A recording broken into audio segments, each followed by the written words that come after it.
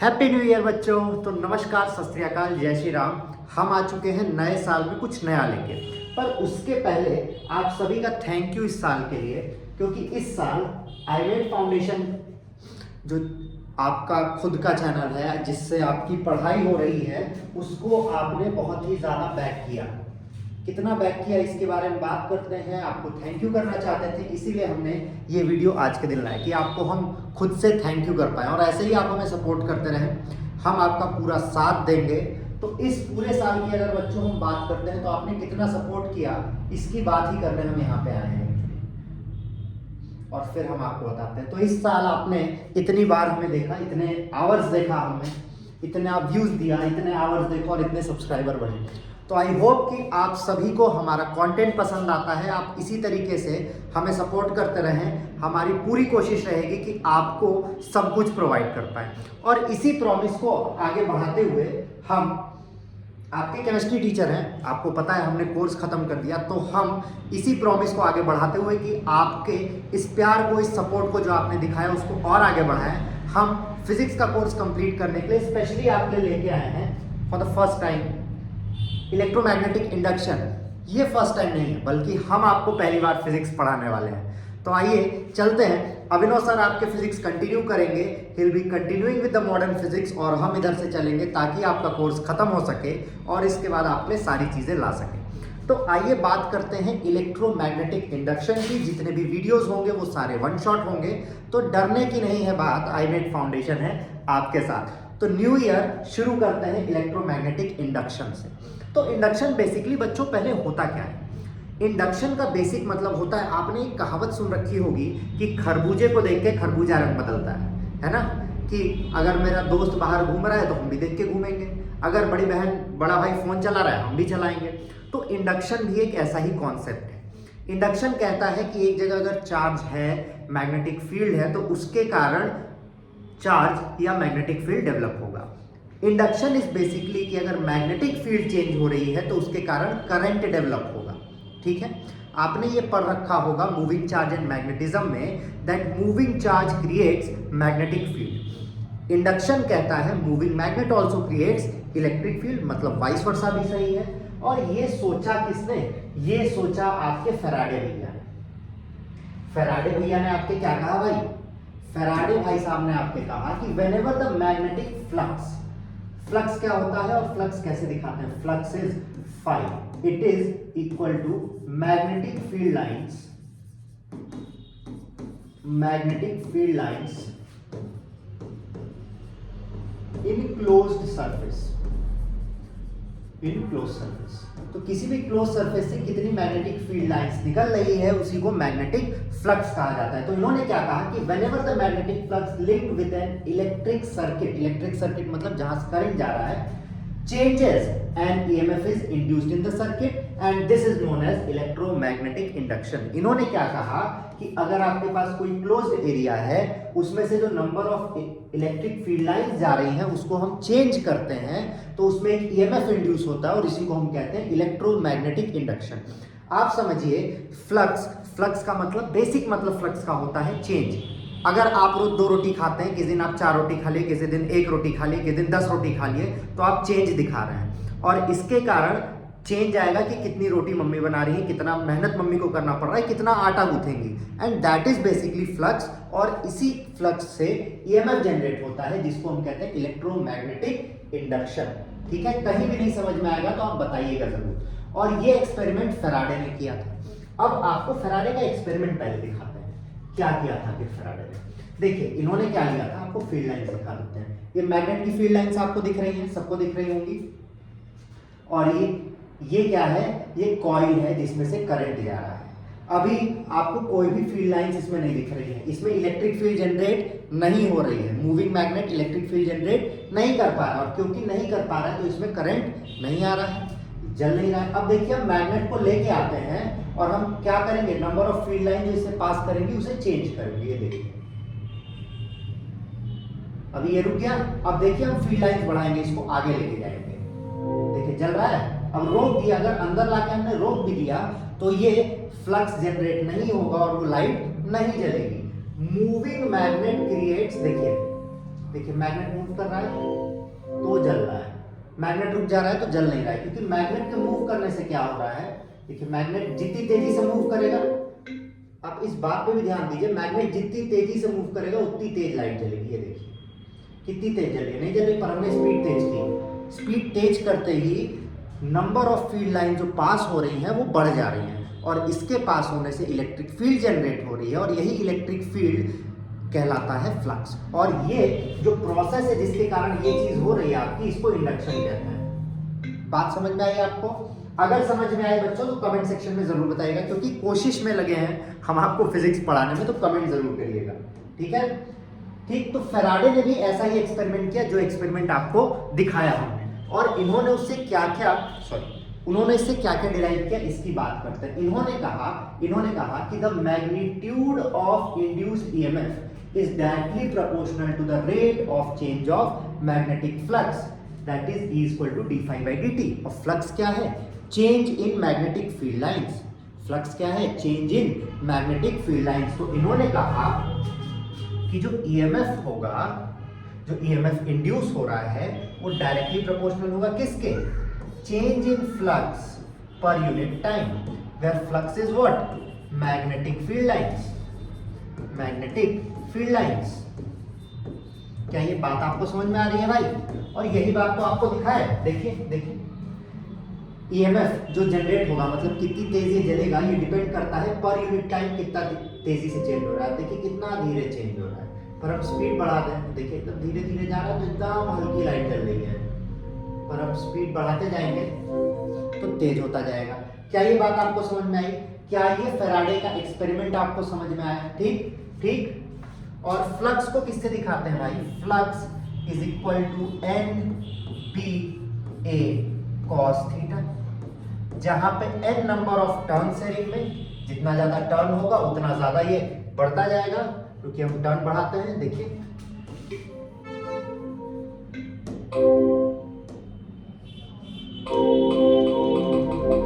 देखा आपको? पोल भी चेंज कर रहा है, देखिए ये नॉर्थ है साउथ है, पोल चेंज किया हमने। पोल चेंज करने से भी मैग्नेटिक फील्ड लाइन चेंज हो रही है, ठीक है।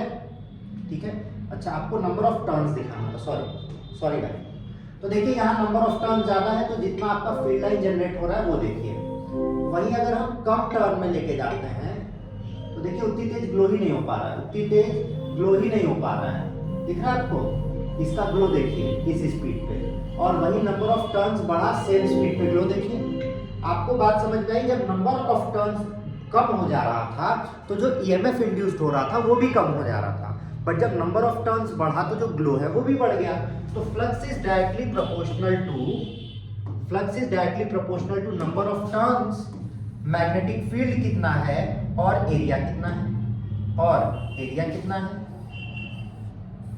कुछ तो गड़बड़ है, ये हम बक्सा नहीं बना पा रहे हैं भाई। इसको इसी के अंदर लिख देते हैं।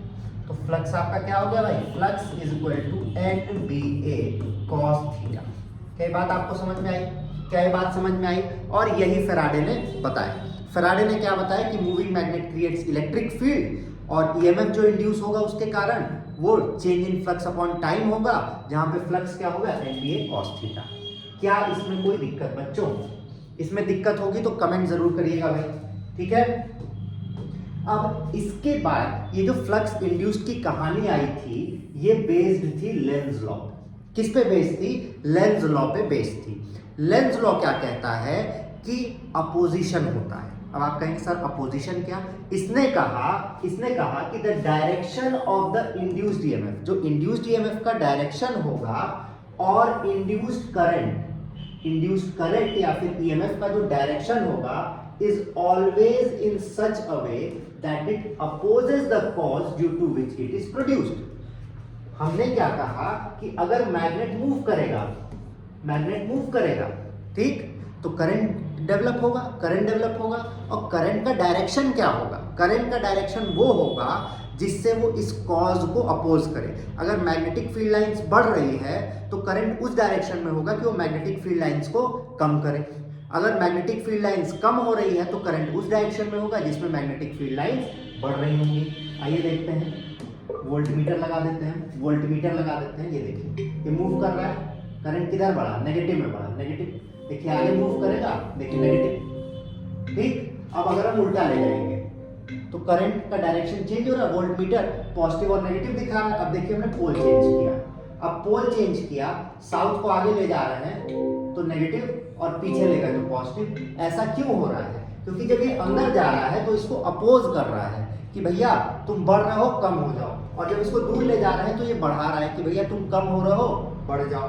तो लेंज लॉ ने यही बात कही, लेंज लॉ ने यही बात कही कि जिस डायरेक्शन में मैग्नेटिक फील्ड बढ़ रही होगी, मैग्नेटिक फील्ड लाइंस, करंट उसको अपोज करने की डायरेक्शन में हमेशा आएगा। अब ये हम कैसे याद करें? तो इसके लिए एक ट्रिक है red, जिसमें R stands for right, I stands for increasing and N stands for north pole, मतलब एंटी क्लॉकवाइज। इसका मतलब अगर एक लूप है, एक लूप है, वो स्ट्रेट करंट कैरिंग कंडक्टर के राइट में प्लेस है, स्ट्रेट करंट कैरिंग कंडक्टर के राइट में प्लेस है, ठीक है, एंड करंट कंडक्टर में बढ़ता जा रहा है, मतलब ये आगे की तरफ मूव करता जा रहा है। तो इंड्यूस्ड करंट का लूप किस साइड आएगा? Anti clockwise, anti clockwise. बात समझ में आ गई? मतलब अगर हम मैग्नेट को आगे बढ़ाएंगे तो इसमें मैग्नेटिक फील्ड लाइंस बढ़ रही है, मैग्नेटिक फील्ड लाइंस बढ़ रही है, तो ये मैग्नेटिक फील्ड लाइंस को कम करने के लिए एंटी क्लॉकवाइज काम करेगा, एंटी क्लॉकवाइज करंट लाएगा, ठीक। और अगर मैग्नेट दूर जा रहा है, मैग्नेट दूर जा रहा है, तो ये इसे number of magnetic field lines बढ़ाने की कोशिश करेगा। कैसे? क्लॉकवाइज, क्लॉकवाइज जाके, ठीक है। तो ये दोनों बहुत बेसिक सा कॉन्सेप्ट था। क्या आपको समझ में आया? इसका कॉन्सेप्ट किस पे था बच्चों? लेंज लॉ पे था, जिसने क्या कहा कि जो सोर्स होगा उसको हमेशा अपोज किया जाएगा, ठीक। अब आता है मोशनल ईएमएफ, मोशनल ईएमएफ। अब मोशनल ईएमएफ क्या होता है? बहुत बेसिक सा ध्यान दीजिएगा। एक रेक्टेंगुलर लूप है, रेक्टेंगुलर लूप मैग्नेटिक फील्ड में रखी गई है और उसमें एक रॉड रखा गया है ऑफ लेंथ L, ठीक। किस लेंथ का है? L लेंथ का है। और ये रॉड को हम टूवर्ड्स मूव कर रहे हैं, टूवर्ड्स मूव कर रहे हैं, तो जब मूव करेंगे तब ईएमएफ जनरेट होगा, और इस रॉड के मूव करने के कारण, कंडक्टिंग रॉड के मूव करने के कारण ही ईएमएफ जनरेट होगा, और इसी को हम कहते हैं मोशनल ईएमएफ। क्या इसमें कोई दिक्कत बच्चों? क्या इसमें कोई दिक्कत? और डायरेक्शन तो आपको पता ही है कैसे होगा। अब बात आती है कि इसमें कितना ईएमएफ जनरेट होगा, कितना ईएमएफ जनरेट होगा, ठीक है। ईएमएफ जो जनरेट होगा वो होगा BVL, ईएमएफ जो जनरेट होगा वो होगा BVL। अब आप कहेंगे सर कैसे?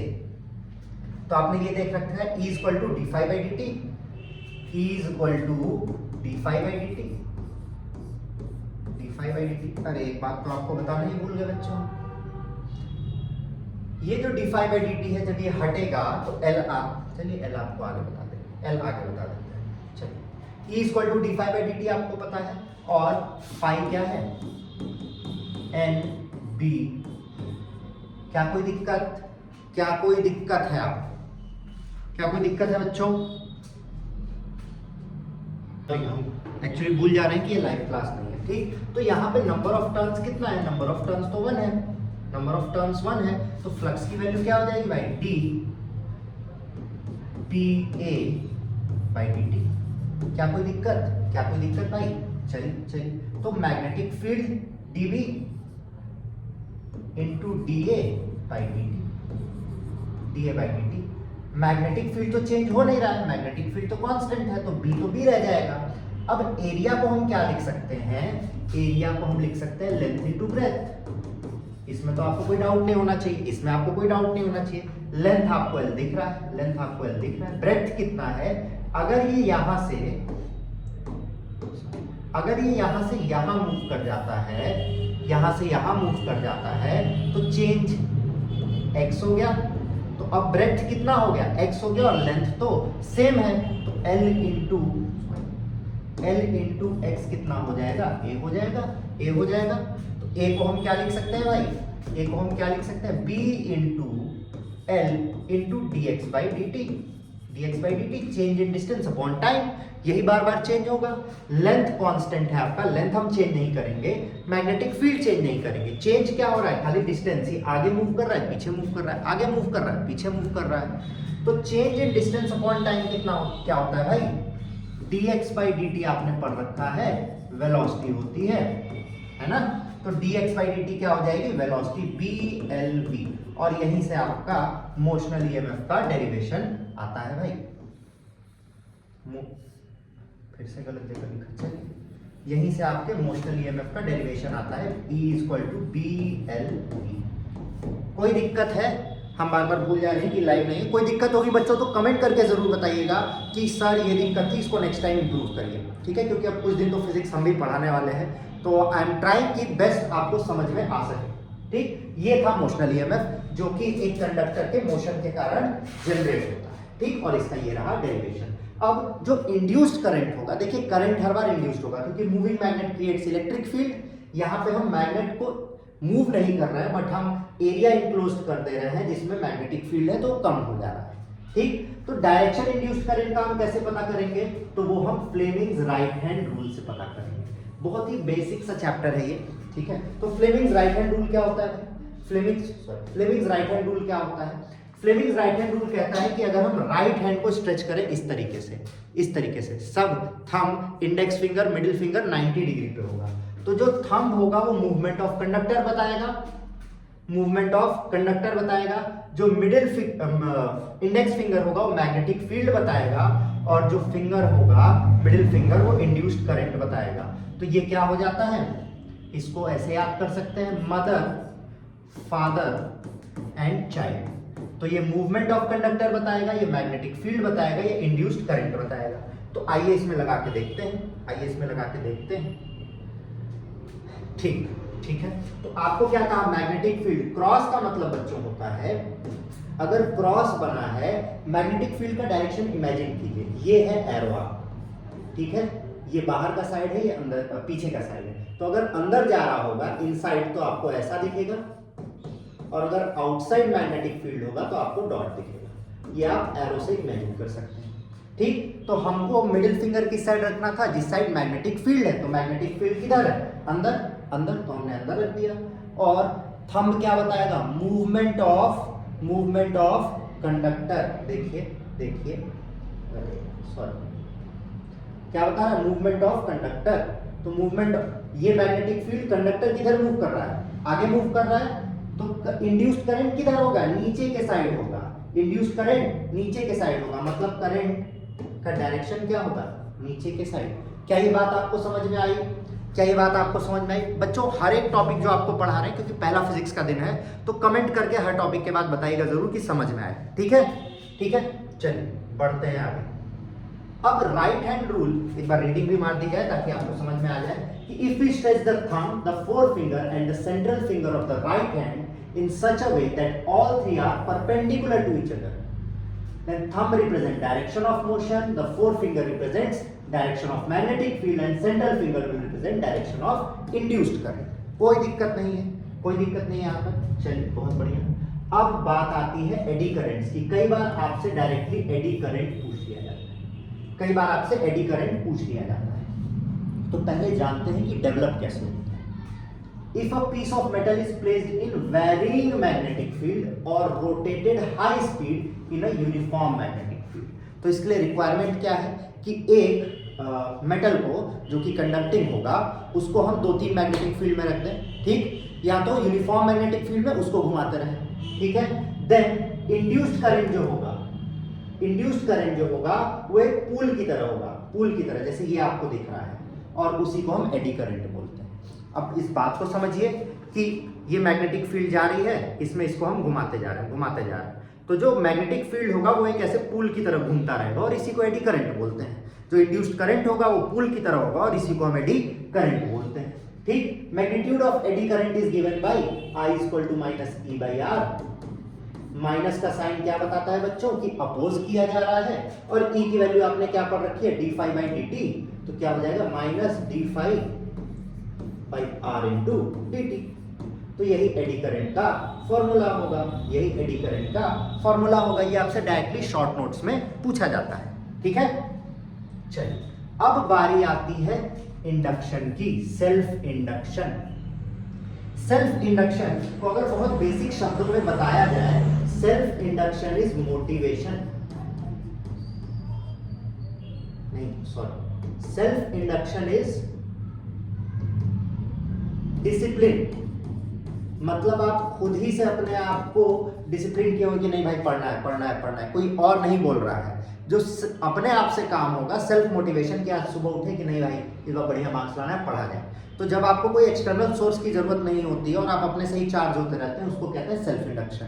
ठीक, और बेसिक समझाते हैं। मान लीजिए आपकी कोई किराने की दुकान है, ठीक है, किराने की दुकान है, आपके घर वाले ही आपके दुकान से सामान ले रहे हैं, आपको पैसा दे रहे हैं, फिर आप उनको पैसा दे दे रहे हैं, तो ऐसे पैसा घूम रहा है, सेल्फ इंडक्शन हो गया, आपस में ही काम चल रहा है। तो कई बार क्या होता है, कई बार क्या होता है कि ईएमएफ इंड्यूस्ड होता है। कैसे? The phenomena of production of induced EMF in a circuit due to change in current flowing in its own is called self induction।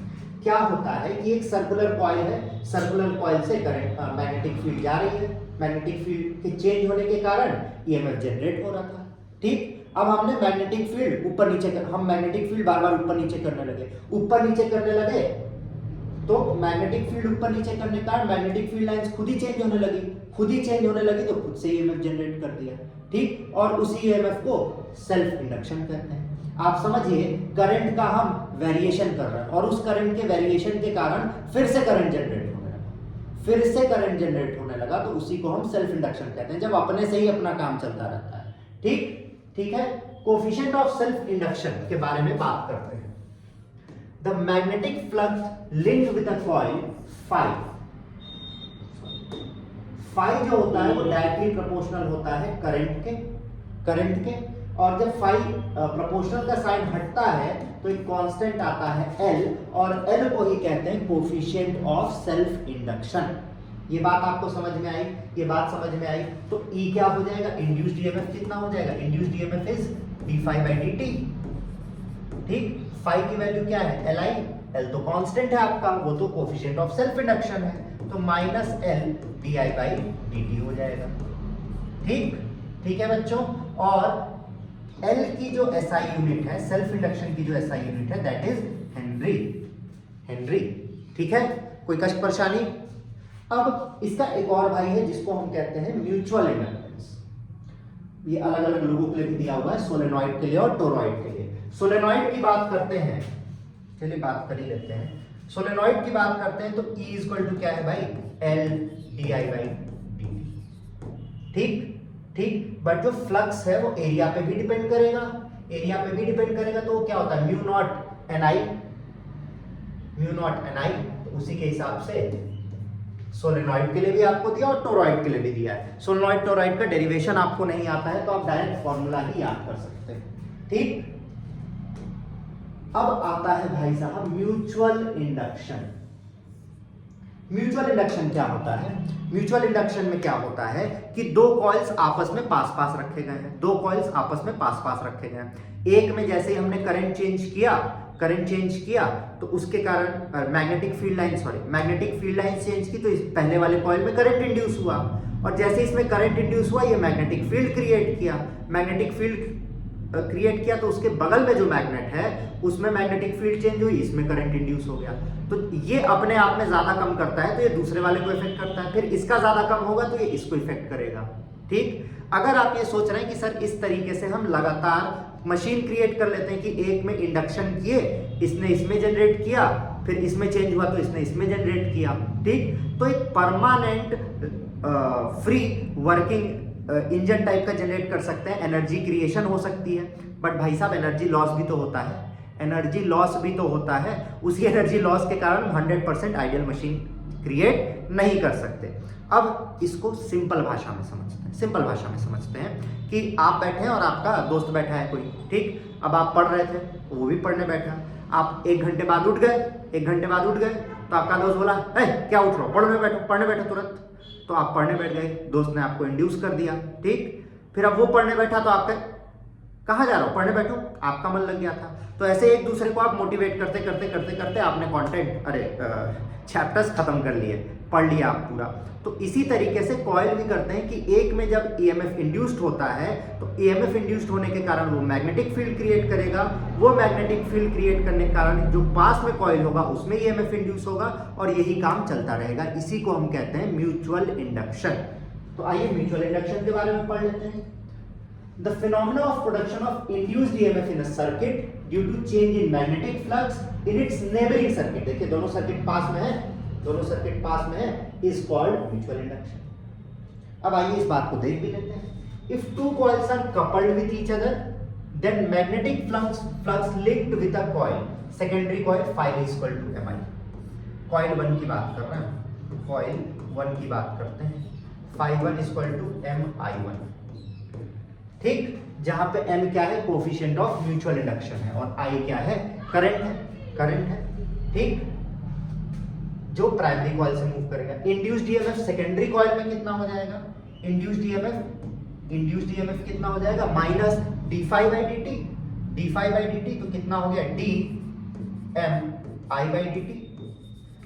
Mutual inductance तो चेंज नहीं होगा तो m बाहर आ जाएगा, तो क्या हो जाएगा, mdi/dt। क्या कोई दिक्कत बच्चों?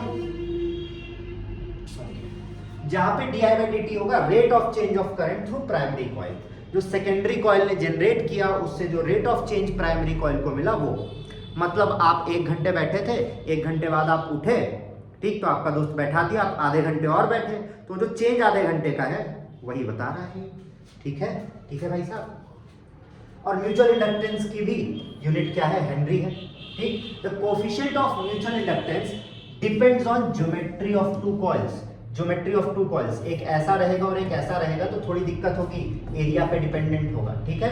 डिस्टेंस बिटवीन देम, ये पहली चीज ज्योमेट्री, डिस्टेंस बिटवीन देम, बहुत दूर होगा तो उतना इफेक्ट नहीं हो पाएगा, and orientation of two coils, उनका ओरिएंटेशन क्या है, ठीक। अब देखिए two coils are said to be coupled if full a part of the fuse produced by one links with the other, मतलब एक कॉइल हमने ऐसे रखा और दूसरा कॉइल हमने ऐसे रखा, ऑलमोस्ट फ्यूज है, इसकी बात कर रहा है।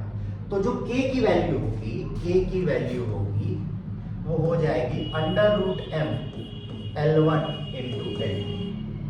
L1 L2 क्या है, लेंथ है भाई, लेंथ है, ठीक, m म्यूचुअल इंडक्शन है, ठीक। जहां पे L1 L2 क्या है, coefficient of self induction of two coils, coefficient of self induction. L1 L2 आपने पढ़ा ना, L पढ़ा ना भाई, सेल्फ इंडक्शन पढ़ा ना, L, और म्यूचुअल इंडक्टेंस क्या, M, ठीक, and M is the coefficient of mutual induction of this two coils. ये बात समझ में आई, कोई दिक्कत यहां तक? अब अगर हम बात करते हैं, ये तो नॉर्मल बात हो गई, बट अगर हम बात करते हैं टर्न की, इस वाले की, अभी तक हम बात कर रहे थे इसकी, अगर नंबर ऑफ टर्न्स की बात करेंगे तो जो म्यूचुअल इंडक्टेंस है वो m = mu n1 n2a L है, ठीक है। जहां पे म्यू क्या है भाई, म्यू कोफिशिएंट है, और n1 n2 total number of turns है दोनों कॉइल्स में, n1 n2 number of turns है, small n1 n2 per unit length. देखिए आप इस बात को समझिए, n1/L = स्मॉल n1 और n2/L = स्मॉल n2, ये number of turns per unit length है। तो आप इस फॉर्मूले को भी डायरेक्टली यूज कर सकते हैं, कोई दिक्कत नहीं होगी आपको, ठीक है। ए एरिया ऑफ क्रॉस सेक्शन है और बाकी लेंथ ऑफ कॉइल है, ठीक है बच्चों। तो म्यूचुअल इंडक्टेंस आपको समझ में आया, एक बार फिर से छोटा सा रिवीजन कर देते हैं। सबसे पहले आपने पढ़ा moving magnet creates electric field, जिससे ईएमएफ जनरेट हुआ जो कि फ्लक्स के कारण हुआ, पहला पॉइंट। फिर आपने पढ़ा लेंज लॉ कि करंट का डायरेक्शन वो होगा जो अपोज करता रहेगा, ठीक। फिर आपने तीसरी चीज पढ़ी सेल्फ इंडक्टेंस, कि कैसे ईएमएफ के चेंज होने से खुद ही छोटा सा करंट डेवलप हो जाएगा, बहुत लंबा नहीं होगा, बहुत छोटा रहेगा, ठीक। फिर तीसरी चीज आपने पढ़ी कि उसका डायरेक्शन हम राइट हैंड थंब रूल से निकालेंगे, फ्लेमिंग्स राइट हैंड रूल से निकालेंगे, जहां पे ये मदर था, फादर था और ये चाइल्ड था। फिर आपने पढ़ा म्यूचुअल इंडक्टेंस के बारे में, और यही खत्म होता है आपका इंडक्टेंस का चैप्टर। तो आपको कैसा लगा पहला चैप्टर? कमेंट में जरूर बताइएगा, आई विल बी वेटिंग, क्योंकि अगर कमेंट्स अच्छे नहीं हुए then I will not be continuing, ठीक है, फिर आपके फिजिक्स वाले सर को ही दे दिया जाएगा। तो मिलते हैं आपसे अगले वीडियो में और अगली होगी लाइव, तो कमेंट करके जरूर बताइए आपको कैसा लगा। तब तक के लिए जय श्री राम, बाय।